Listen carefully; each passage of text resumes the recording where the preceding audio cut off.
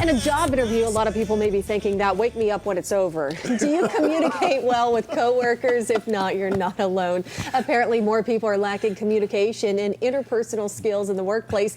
Here to explain and help us all out is the president and CEO of Manpower, Phil Blair. Good morning. That was a good comeback Well, with Wake Me Up. It's true. Thank you very much. No, that's absolutely It is true. A lot of people get really, really nervous and they tense up a little bit in interviews, and that's what you're talking about today. Let your personality shine through. It's true, and today especially college students, because I've got a lot of college students. I can't find a job. I've got great computer skills. Nobody's hiring me. Well, you got to remember, this is a people world, right? And at some point, you have to talk to people. You have to communicate, teamwork, be able to plan projects, organize. It's not just what happens on the computer in most jobs. And so when anybody, but especially college kids, start interviewing, they've got to know what they're doing. A personality has to come across.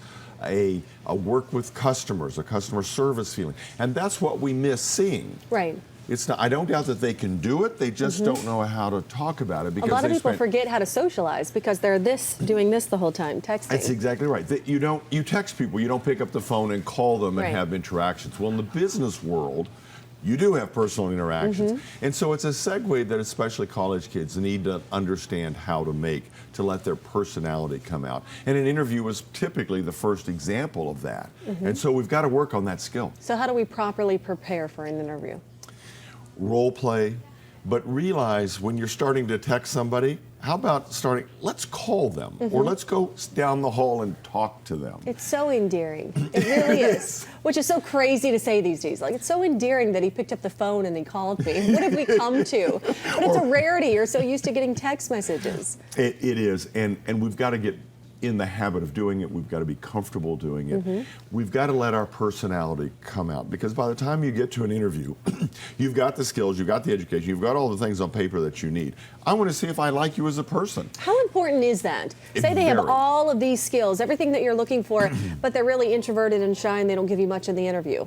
How important is that? I don't see their personality. All I see what's on paper. And if the candidate before you and after you shows a lot of personality, a lot of bubbly, and can do, and how do I help get this job, and tells me I want the job, I'm going to take the one that shows me the personality. Sure. And it's very frustrating because the people have the skills, but they've got to sell it to me. Right. We're all salespeople. In an interview, you're playing a role. It's just like an actor. And that role is to convince me you're the right person for this job. And at the end of the day, you have to do it by talking. You want to work with someone who's likable. That's true. Right? That's Maybe true. pulling some long hours. You want to do it with someone you get along with. That's right. There are very few jobs these days that you go into a corner, don't come out, don't communicate with people, don't have to be on a team and co-workers and all that sort of stuff. So show that to me. I need to see that every time I interview you. Let your personality shine, right? That's it. All right. Phil Blair, thanks so much for being here. We'll see you next week.